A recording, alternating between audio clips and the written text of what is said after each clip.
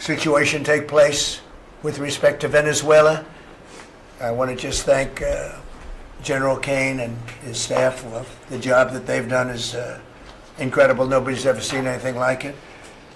And once it did take place, I want to thank the leadership of Venezuela. We're getting along really well with them. The relationships have been very strong, very good. And they have informed me that they feel there's very good security, very strong security. We're working with the various people involved, including Chris and Doug and everybody on the oil. We have the major oil companies going to Venezuela now, scouting it out and picking their locations, and they'll be bringing back tremendous wealth for Venezuela and for the United States, and the oil companies will do fine too. Venezuela will actually make for themselves more money than they've ever made before, and that's a good thing. And the people of Venezuela were literally in the streets waving American flags. They were so happy. And the people in our country, like in the Doral section of Miami, which is considered Little Venezuela, they're thrilled. And I just spoke to the president of Venezuela, informed her that we're going to be opening up all commercial airspace over Venezuela. American citizens will be very shortly able to go to Venezuela, and they'll be safe there. They'll be safe. It's under very strong control. And the people of formerly of Venezuela, some want to go back and some want to go back to visit, and they're going to be able to do that. So I've instructed Sean Duffy and everybody else concerned, including the military, that if you would, by the end of today, I'd like you to have the airspace over Venezuela. Planes can go to Venezuela opened up. Okay? Yes. Thank you very much. And I want to thank all of the people in Venezuela for what they went through, and I want to thank the leadership for really they're doing a good job. And just as I promised, we've defeated the Biden inflation nightmare and achieved explosive new economic growth. The Atlanta Fed is predicting an astounding 5.4% GDP growth in the fourth quarter, and that's despite the fact that we had a Democrat shutdown. We would have had that number would have been 7%, which is a number nobody's ever heard of. And we've been given great national security because of tariffs, and we've also been given unprecedented income because of tariffs. Part of the income that we gave, $12 billion, we gave to the farmers of our country, so that yesterday I was up in Iowa, and they were very happy, Madam Secretary. Yes, sir. They were very, very happy. They were great. So the GDP growth in the fourth quarter was great. And it's going to be, I think we're going to have an amazing and incredible year. Hopefully we won't have a shutdown. We're working on that right now. I think we're getting close. The Democrats, I don't believe, want to see it either. So we'll work in a very bipartisan way, I believe, not to have a shutdown. We don't want a shutdown.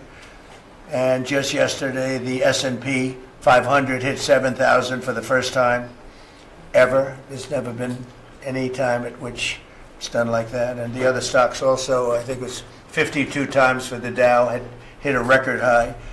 But the 7,000 was not a number that was even thinkable if you go back a year ago. So S&P hit 7,000 for the first time ever. The stock market has set, it's actually 53 all-time record highs since the election, adding $9 trillion in value to savings, retirement accounts, and 401ks. And I mean, everybody benefits, but we have record stock markets. Companies have never done well. And most importantly, if you think about it, after 4 years in which Biden got much less than $1 trillion of investment into our country, actually it was taken over 11 months, even though we're 12 months. In 11 months, we've taken in more than $18 trillion. So they did less than $1 trillion, Scott, in a period of 4 years, and we've done $18 trillion in less than 1 year. So there's never been anything like that. No other country has done those numbers, by the way, in history. 10 years ago, one country did $3 trillion. No other. We did $18 trillion. Is being invested now. Thousands of businesses, plants, equipment all over the country are being built right now. And they're going to be opening pretty soon, and when they open, you'll see numbers like nobody's ever seen before. The economy is doing amazingly well. I wish the press would report it, but people are finding out. They're seeing it. It's coming. It's becoming pretty evident. It's hard to hide. Biden inflation, which is really stagflation, cost the typical family $34,000. Think of that, $34,000.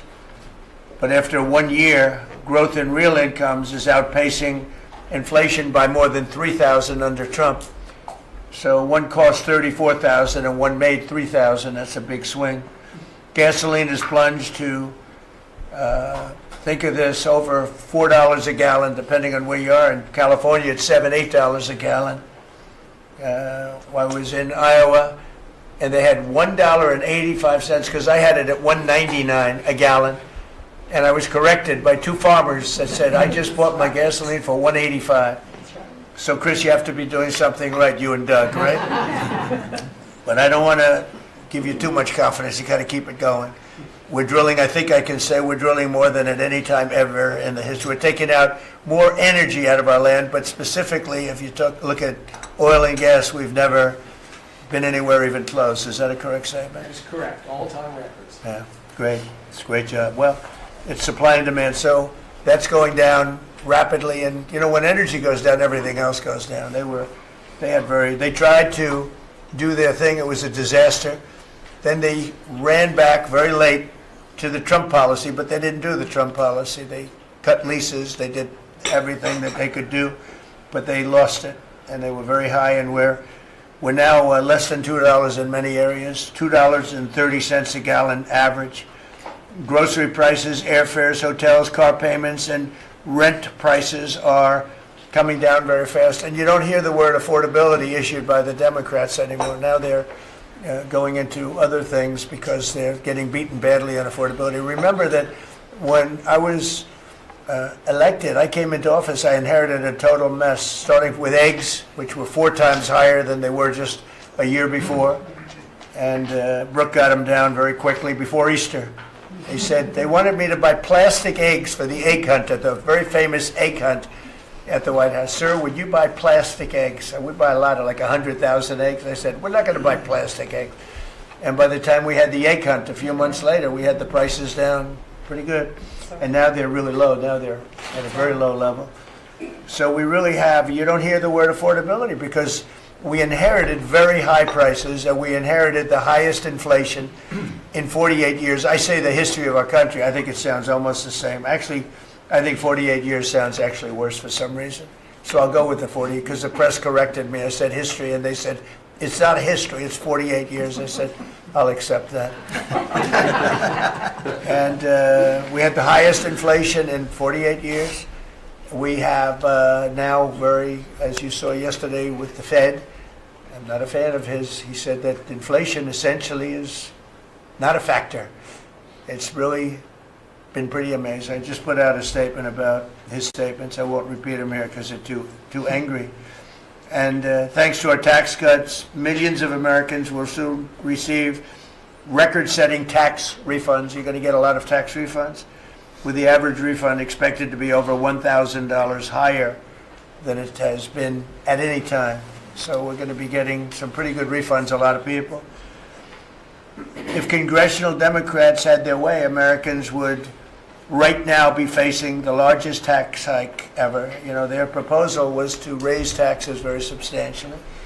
And our proposal, which is in the great big beautiful New Deal. It's a New Deal in its own way. It's a Republican version of the New Deal. Right behind you is a nice picture of FDR. This is a much better deal than the FDR deal. But we have the great big beautiful bill, and it's given tremendous tax cuts and a lot of other things. People are now finding out how good it is, and it's just kicked in as of January 1st, by the way. So we're really starting to see it. Even though it's a month, we're really starting to see it. The U.S. economy would be cratering if they had won this election. Our country would be in very bad shape, would be maybe not much of a country anymore. I don't think it would be a country anymore. They were doing everything wrong, but they were going to give you the largest tax hike in history, and we're giving you the largest tax cut in history in the great, big, beautiful bill. In addition, I think it's very good. I think it's very important. You have no tax on overtime, no tax on tips, and no tax on Social Security. But you also have, you're getting this is the first time this ever happened. If you buy a car, you go out and borrow money, you get an interest deduction. You take the interest rate, the interest that you're paying on the loan, you're able to deduct it for income tax purposes. So that's a first ever, and I think it's going to be great for everybody, including the car companies. I was in Detroit 3 weeks ago. I went to the Ford factory, spoke to the General Motors people. It's all the same.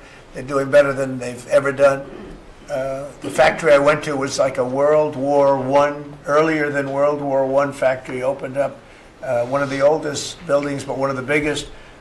And Ford was getting ready to close it a couple of years ago, and then they saw that I was doing well, and it looked like I would have a good chance of winning. And they kept it going, barely going. And last week they announced, during my visit, they announced that they're going to round the clock production. They never thought it was. I said, did you ever think? I spoke with Bill Ford and the president of Ford. They were both there, and they said, we can't even believe it. We were going to close this building 2 years ago, and now it's going round the clock. He said, we cannot. I mean, they said, we wish it was twice the size, but they're now building additional plants in the United States, as is everybody else. You have AI building, but the car companies, I love the car companies, and you have them, they're all coming back. They're coming back from Mexico, they're coming back from Canada, they're coming back from Japan, and they're coming back from Germany, all over Europe. They're coming back, they're building here because they want to avoid the tariffs. They don't want to pay the 15%, in some cases 25% tariff. Could be a lot higher than that if it wasn't working. So because of that, they're all coming back. One statistic yesterday that Scott told me is that for the first time ever, tell them about the steel in Japan, that we are now making more steel. Go ahead, please. So yesterday they reported for the first time in 26 years, the United States of America produced more steel than Japan. Wow. And that is entirely driven by your tariffs. Amazing. I think of that.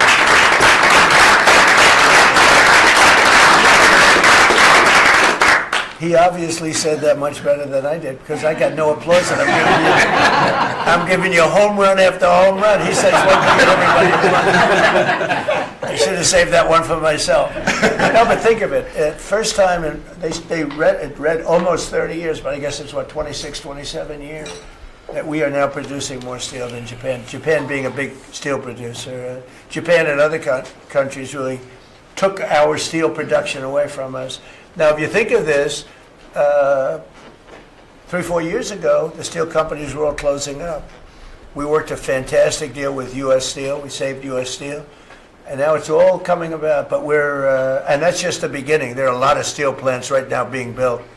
So that's an amazing number. Nobody would have believed that. If you would have said that 3, 4, 5 years ago, people would have said, yeah, it's not a true fact. But so it has to be true, because otherwise you question me on everything. I have to be extremely accurate. I don't exaggerate it. I don't want to exaggerate, because you will call me. You don't call other people, but you would call me under my most favored nation spot, which I think is the most important thing, Bobby, of all what we've done, because we're bringing drug prices down by 80, 90%, depending on the way. You could say 5, 6, 7, 800%. Depends on the way you want to calculate it, right? But let's go the old-fashioned way. But drug prices for prescription drugs will be down 80, 90%, 75%, 68%. They've only gone up for years and years and years. They've only gone up, and now we're going to have essentially the most favored nation. We're going to have the most favored price in the whole world. Whatever the lowest price in the world is, that's what we're going to pay. And I don't want to go into a big deal, but nobody else could have gotten this but this administration. I'm being very nice when I say that. The cost of prescription drugs is coming down by a number that was never even thought of. This will have a huge impact on healthcare, by the way, because obviously drugs are a big part of healthcare, and it will help repair some of the Unaffordable Care Act's damage that they've done, because the Unaffordable Care Act, which is Obamacare, it's unaffordable. It's not affordable. and it's a disaster. And hopefully, we will be paying money directly to the people instead of giving the insurance companies the money. They'll go into a healthcare savings account or whatever it is. But think of it, we pay the money, billions and billions, really trillions of dollars going to insurance companies. We want that money to go to the people. They buy their own health care. And it's so popular. The problem we have is the Democrats are owned by the insurance companies. They're literally owned lock, stock, and barrel by the insurance companies, and they hate it. But the people love it, including all Democrats. So I think we'll perhaps be successful with it. But it was an idea I had. You know, I read the papers, and I'm reading one of the stories about the insurance companies, how much money they're making, where they received, you know, billions and billions of dollars for this stuff from the United States of America, and their stock has gone up by 1,400%. Think of it, 1,400. One went up 1,700%. Numbers went up. If you go up 1,000%, you're doing bad in that business, right? And it's all because of the money. Not all, but mostly because of the money the United States pays the insurance companies. They say, this is big stuff. And I asked somebody, why don't we just pay the people directly? And they said, that's a good idea. You know, it's funny, it's a very complicated business, but actually, it's not so complicated. And I went to Bobby and I went to Dr. Oz. I said, can I talk to you guys about this? Is this the kind of money the insurance companies get? Yes. Why don't we pay the people directly? And the primary answer was that the Democrats will never go along with it. But the people go along with it because I put it out. It went viral. It went viral. Susie, I went all over the place. It became the biggest story.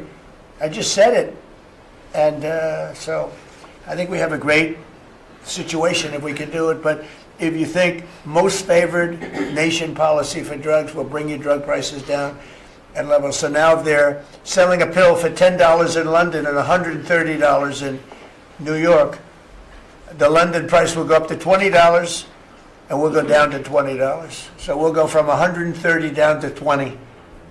And by the way, tariffs did it again because the drug company said, we'll do it begrudgingly, but they were okay. But we'll do it, but no nation's going to approve it because even if you raise the price by, like on a pill, $10 to $20, you're doubling the price of their prescription drugs. I said, no, they'll do it.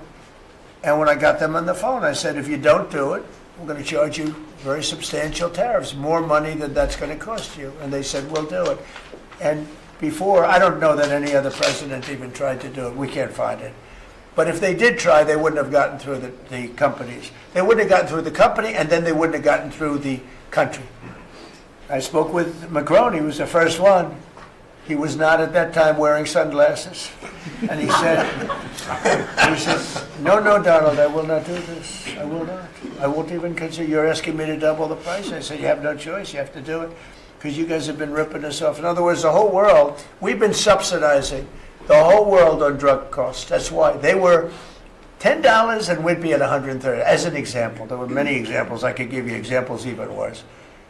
He said, no, I will not do that. And I said, yes, you will. 100% you'll do it. He said, no, I won't do that, Donald. You're asking me to double the cost of our prescription. We will not do that. I said, look, you've been ripping us off now for decades. We're not going to do it anymore.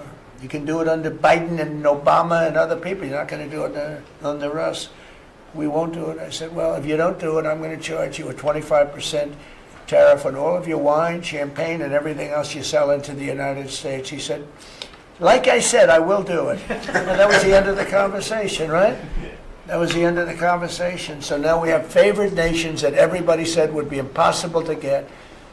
And I then had the same conversation with 15 other countries. Every one of them agreed.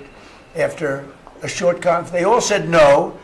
And then within a matter of seconds, they said, we would be very happy to do that.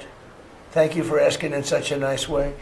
And it's a great achievement. I think it's going to be one of the best achievements we've had in this country in a long time. So we're going to be knocking drug prices down at levels never seen before. I want to thank the drug companies because once they agreed, they really did.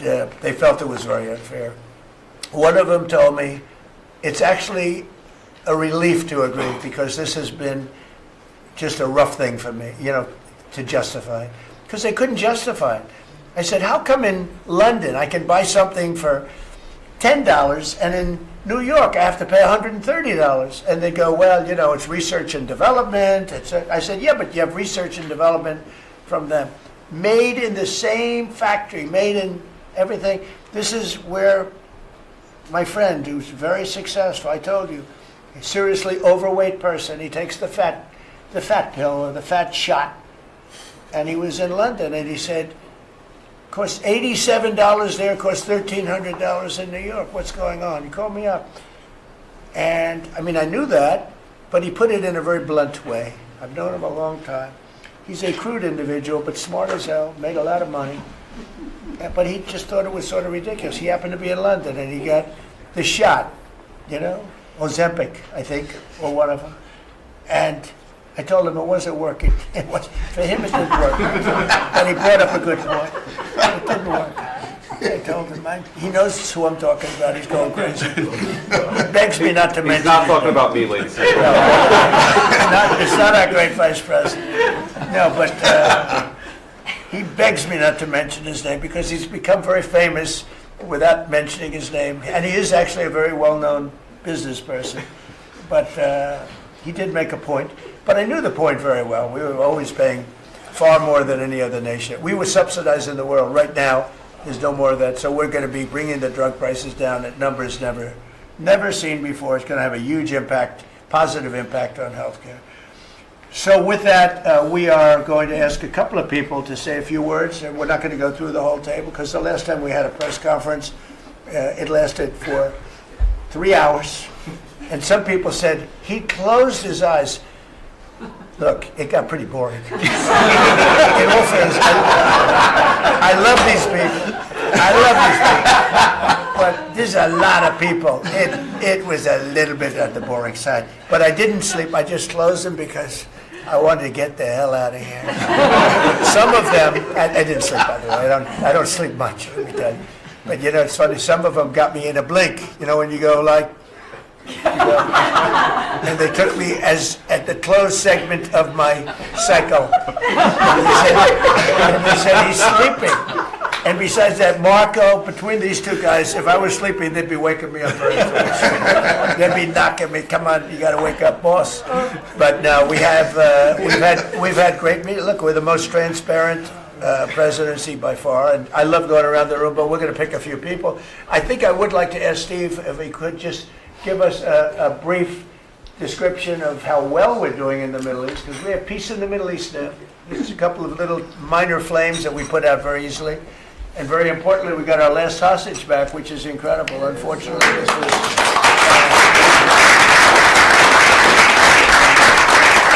something that nobody said could be done. And I will tell you, Hamas was a big factor in getting all of the hostages back. We were not happy with them, and they had to bring them back, and they found the dead hostages, the bodies of hostages.